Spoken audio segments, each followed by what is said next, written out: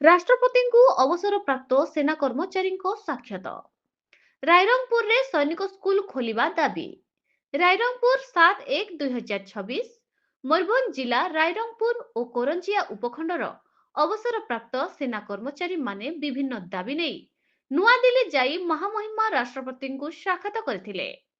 ଦାବି ମଧ୍ୟରେ ମୁଖ୍ୟତଃ ରାଇରଙ୍ଗପୁରରେ ସୈନିକ ସ୍କୁଲ ଖୋଲିବା ଦାବି ରହିଥିବା ବେଳେ ଅନ୍ୟ 4ଟି ଦାବି ହେଉଛି ସୈନିକ ଭବନ, ଇସିଏଚଏସ୍ ପଲି କ୍ଲିନିଂ, ଟିଏସଡି କ୍ୟାଣ୍ଟିନ୍, ଇଏସଏମ୍ ଅଡିଟୋରିୟମ ଓ ଅଫିସ ଆଦି ଦାବି ରାଷ୍ଟ୍ରପତିଙ୍କୁ ଦିଆଯାଇଥିବା ଦାବିପତ୍ରରେ ଉଲ୍ଲେଖ ରହିଛି।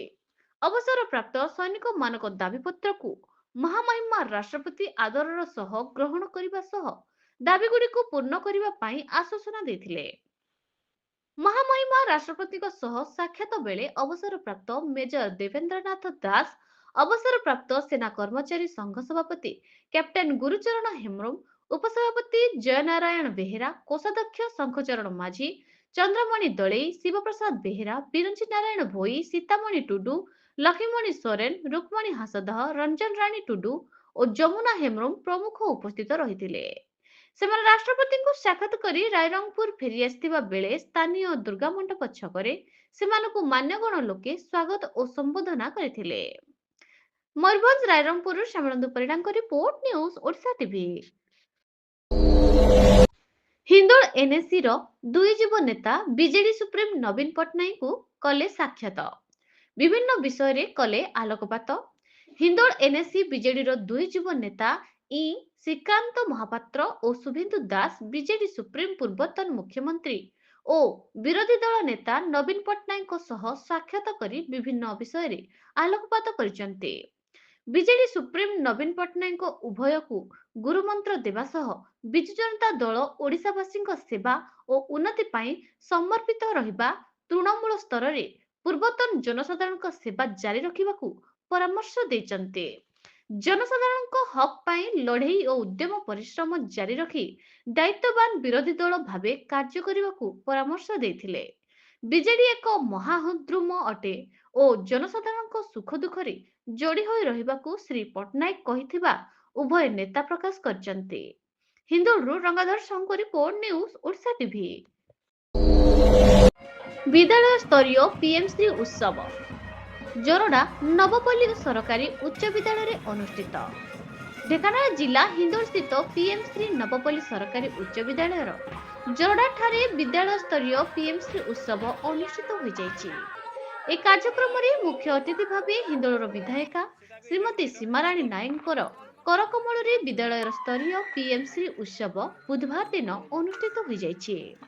ପ୍ରଥମେ ବିଦ୍ୟାଳୟର ଛାତ୍ରଛାତ୍ରୀମାନଙ୍କ ଦ୍ୱାରା ଅତିଥିମାନଙ୍କୁ ସ୍ୱାଗତ କରିବା ସହ ଜଗନ୍ନାଥଙ୍କ ନିକଟରେ ପ୍ରଦୀପ ପ୍ରଜ୍ୱଳନ କରି କାର୍ଯ୍ୟକ୍ରମ ଶୁଭାରମ୍ଭ କରାଯାଇଥିଲା।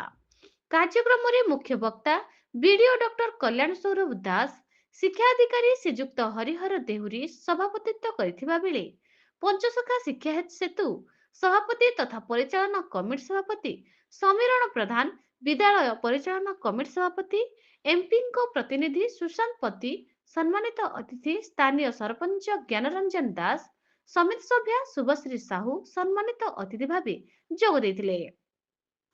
ପ୍ରଧାନ ଶିକ୍ଷକ ପ୍ରଦୀପ କୁମାର ସାହୁ ଏବଂ କାର୍ଯ୍ୟକ୍ରମରେ ପୂର୍ବତନ ହିନ୍ଦୀ ଶିକ୍ଷୟିତ୍ରୀ ରଶ୍ମିତା ମହାପାତ୍ର ମଞ୍ଚ ପରିଚାଳନା କରିବା ସହ ଅତିଥି ପରିଚୟ ପ୍ରଦାନ କରିଥିଲେ। ବିଦ୍ୟାଳୟ ସ୍ତରୀୟ ପିଏମ୍ଶ୍ରୀ ଉତ୍ସବରେ ବିଦ୍ୟାଳୟର ଛାତ୍ରଛାତ୍ରୀମାନେ ବିଭିନ୍ନ ନୃତ୍ୟ ପରିବେଷଣ କରିଥିଲେ। ଏହି ଅବସରରେ ଛାତ୍ରଛାତ୍ରୀଙ୍କ ଦ୍ୱାରା ବିଭିନ୍ନ ଷ୍ଟଲ ପରିଦର୍ଶିତ ହୋଇଥିଲା ଏବଂ ବିଭିନ୍ନ ପ୍ରତିଯୋଗିତାରେ କୃତିତ୍ୱ ଅର୍ଜନ କରିଥିବା ଛାତ୍ରଛାତ୍ରୀମାନଙ୍କୁ ପୁରସ୍କୃତ କରାଯାଇଥିଲା। ହିନ୍ଦୋଳରୁ ରଙ୍ଗାଧର ସାହୁଙ୍କ ରିପୋର୍ଟ, ନ୍ୟୁଜ ଓଡ଼ିଶା ଟିଭି।